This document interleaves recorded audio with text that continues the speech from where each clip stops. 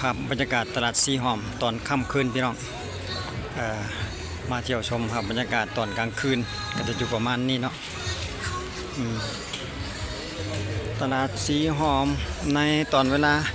อันนี้ก็เกือบจะ8 โมงละใกล้จะ2 ทุ่มแล้วพี่น้องเลยมาติดตามภาพบรรยากาศอยู่ทางสปป.ลาวพี่น้องตลาดสีหอมตอนค่ำคืนในเวลานี้ก็เหลืออยู่10 นาทีก็จะฮอด2 ทุ่มเนาะถือว่า8 โมงยังเอาง่ายๆซะ ตลาดสีหอมก็อยู่ประมาณนี้แหละพี่น้องส่วนหลายก็ชาวต่างชาติเพิ่นก็ให้ความสนใจเกี่ยวกับอาหารการกินโอ้แสงไฟสว่างไสวสอนผู้ขายเครื่องพี่น้องเลยอาหารการกินหรือว่านำเครื่องดื่มต่างๆหรือว่าเพิ่นได้ขายดีสำหรับแต่ละมื้อเนาะแต่ละมื้อแต่ละเดือนสำหรับตลาดสีหอมอยู่เขตนครหลวงเวียงจันทน์เฮา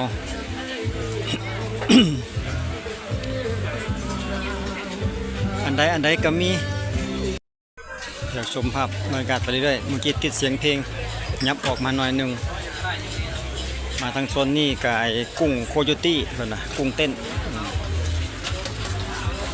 กุ้งลอยน้ำใส่กรอกอีสานแม่นบ่หั่นใส่กรอกอีสานก็มีเดี๋ยวเฮาเบิ่งใกล้ๆก่อนพี่น้องเอ้ยอยู่ใส่ซื้อมันเด้อลูกบ่มีซื้อแต่ว่าฮู้แต่ใส่กรอกอีสาน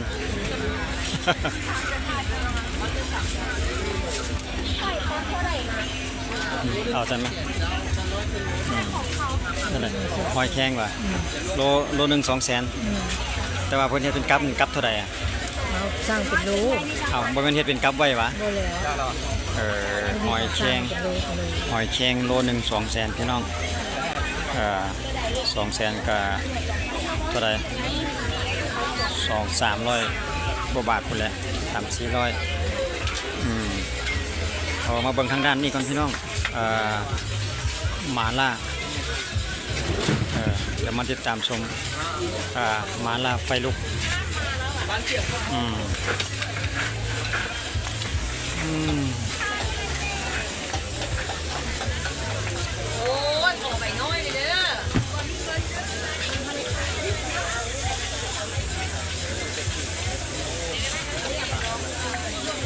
มาล่าไฟลุกคนเก่าคนเก่าแล้วมันจังแซ่บพ่อค้ารอคนเก่าว่าซั่นเด้เบิ่งเดี๋ยวค่อยเบิ่งก่อนว่ามื้อนี้จะเห็นไฟลุกบ่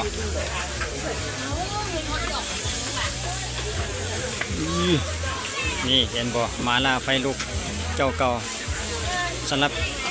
เจ้านี่จะต้องมีไฟลุกถ้าหากว่าไฟบ่ลุกนี่บ่แม่น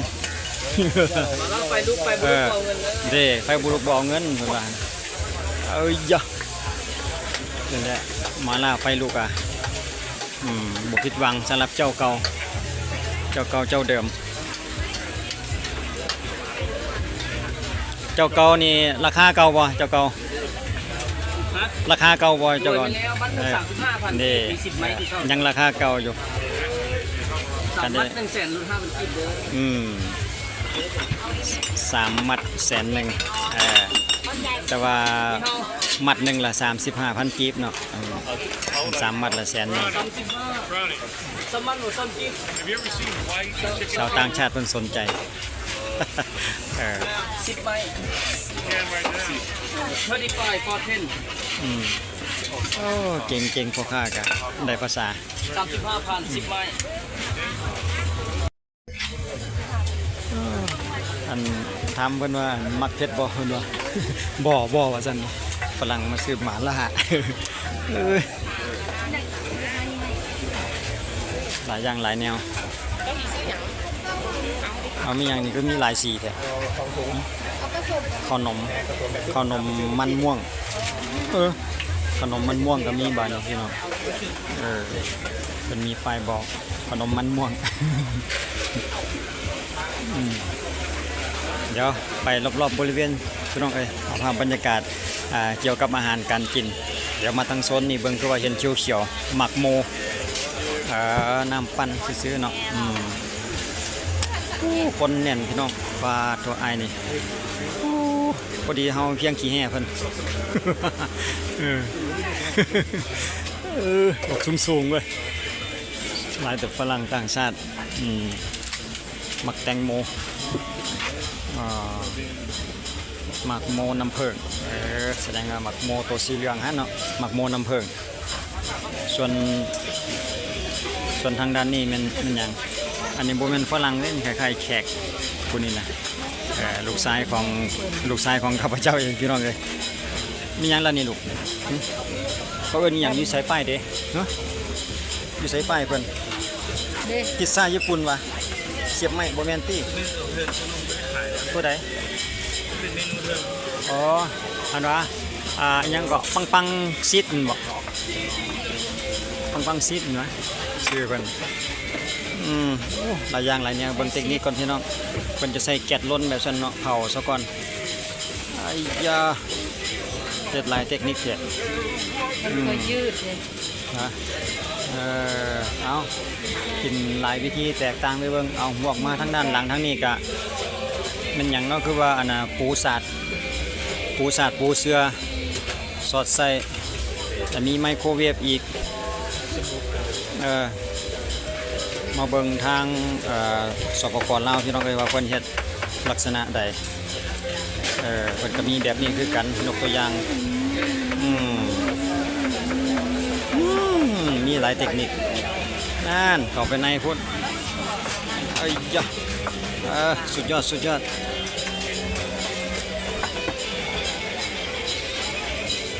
กองแกงนี่มันหยังล่ะกองแกงเนี่ยวุ่นสิเป๊ปซี่วุ่นเนาะคนเฮ็ดแบบนี้ยิ้มจะเสียงดังกองแกงอยู่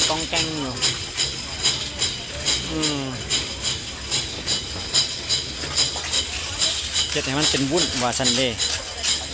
เฮาละมักมันเป็นกินน้ำเพิ่นละมักกินเป็นวุ้นเนาะมักบ่คือกันส่วนนี้ก็มีเกี่ยวกับขนมเพิ่นจะมีป้ายราคาบอกเรียบร้อย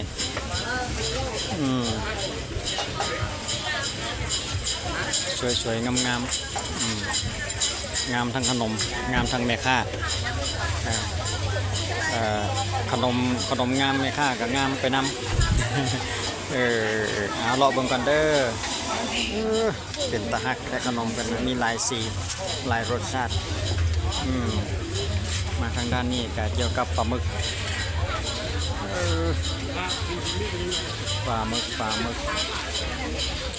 อันน่ะบาร์บีคิวส่วนด้านนี้ก็บาร์บีคิวรสเด็ดต้องร้องเพิ่นบอกคือว่าปิ้งน้ำบ่ทันแหละทางเพิ่นก็รอท่าไปนำเนาะสำหรับปิ้งบาร์บีคิวมาทางนี้ก็ชูชิอันเด้5,000 กีบสำหรับชูชิทางด้านนี้เนาะชิ้นละ 5,000 กีบ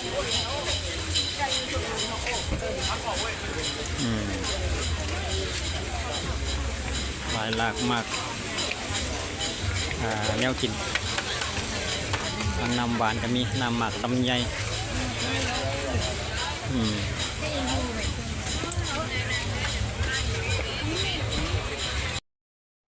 ทางนั้นนี่ก็ผลไม้เพื่อนผลไม้นี่ก็มีหลายชนิดเดี๋ยวเราออกมาเบิ่งภาพรวมๆด้านนอกอีกทีนึงส่วนด้านนอกนี่ป๊อกปี้ปิ้งปลาหมึกสดอันนี้ก็ชูชิอีกคือกัน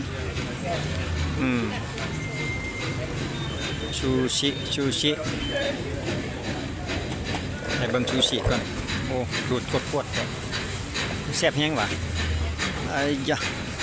ชูชิเท่าไหร่ชิ้นละเท่าไหร่ฮะ 6,000อยู่นี่ชิ้นละ 6,000 เนาะสำหรับซูชิเพิ่นเท่าไหร่ลืมเอาไข่สีดำ อยู่ทางนั้นเพิ่นก็5,000ก็มีแล้วแต่ความต้องการของผู้สิกินเนาะตัวนี้เพิ่นมีเฮ็ดมีแบบหลายมีหลายสีสัน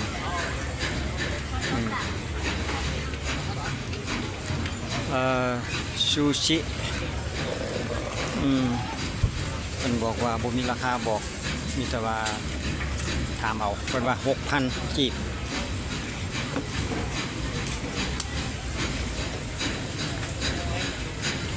โอ้ต้องได้นับทีละก้อนเนาะ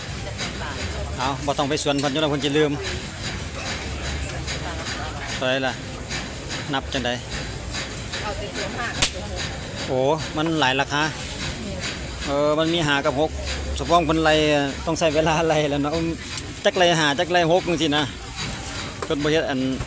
ราคาเดียวกันเด้มันมีหลายราคา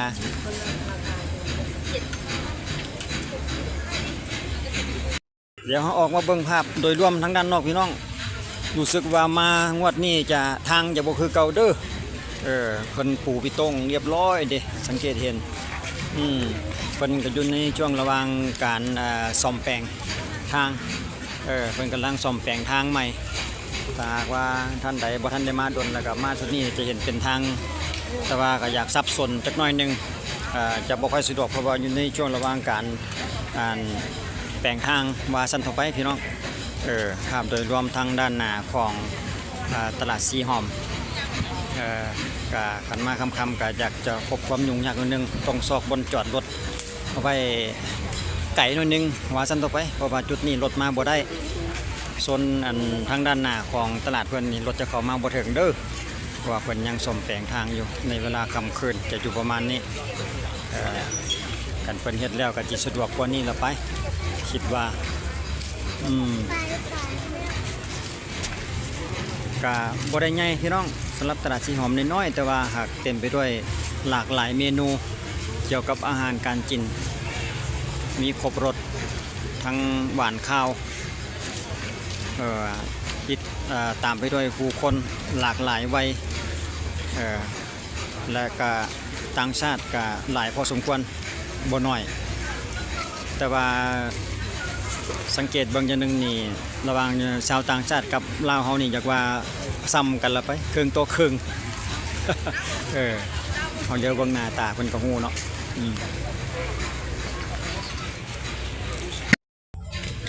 ที่เมื่อกี้นี่รถเข้ามาก็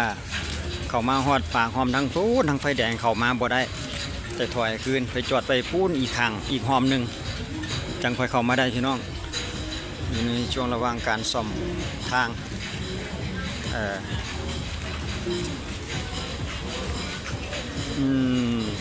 ทางโซนนี้เพิ่นก็โอ้หมากทุเรียนพี่น้องเอ้ยเบิ่งหมากทุเรียนก่อนเท่าไรหั่น155,000ต่อโลว่ะหรือว่าหน่วยหนึ่งต่อกิโลเนาะคือว่าเป็นหน่วยหนึ่งเดี๋ยวสิไปลงเอาหน่วยหนึ่งเด้อเพราะว่าเพิ่นขายเป็นกิโลครับหน่วยหนึ่งก็โอ้บ่แม่นเป็น10โลพุ่นวะสำหรับทุเรียนพี่น้องว่าพื้นราคาของทุเรียนโล155,000กีบ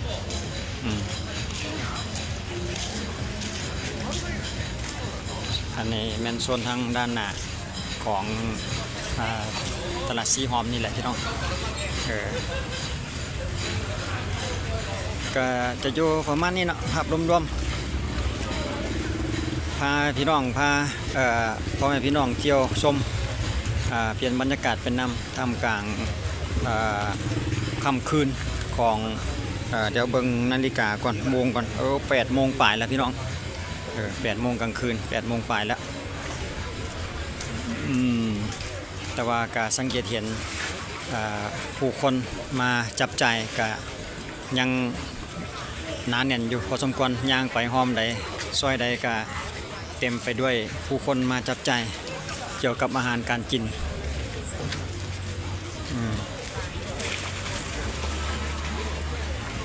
ฝรั่งต่างชาติกับบ่หน่อยเนี่ยว่าปุ๊บก็ย่างกายหน้าปั๊บเลยได้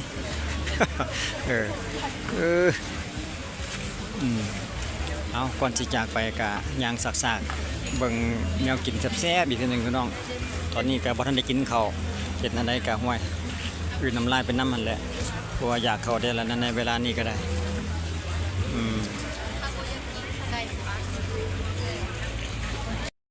นอกจากนั้นแล้วทางเบื้องสุดๆมาทางนี้เพิ่นก็จะมีเป็นห้านเนาะเป็นห้านเป็นโต๊ะอาหารสำหรับแขกนักท่องเที่ยวหรือว่านักกินดื่มเพิ่นก็จะมาใช้บริการแล้วก็มีบ่อนนั่งให้เพื่อพักผ่อนหย่อนคลายแล้วก็รับประทานอาหาร หรือว่าเครื่องดื่มหยังก็ว่าไปสำหรับการเฮ็ดทางใหม่นี่ก็เป็นผลดีสำหรับห้านนี้เนาะถือโอกาสก็รถเพิ่นบ่อนุญาตให้รถเข้ามาได้เพิ่นก็ถือโอกาสที่ว่า เป็นบ่อนนั่งให้ลูกค้าเลยถือว่าเหมาะสมก็บ่ได้มีปัญหาแออัดแต่จังใดเนาะสำหรับการนั่งบนฟุตบาทสำหรับคลิปวิดีโอนี้เราก็จะจบไปกับภาพบรรยากาศทางด้านหน้านี่แหละพี่น้องเอ้ยท่ามกลางผู้คนจับจ่ายโอ้มีความสุขกับผู้ที่ว่าเพิ่นมาพักมาผ่อนมาเกี่ยวกับอาหารการกินสำหรับคลิปวิดีโอนี้เราก็จะขอจบเพียงเท่านี้ขอขอบใจทุกท่านที่ให้การรับชมไว้เจอกันคลิปหน้าสำหรับคลิปนี้สบายดี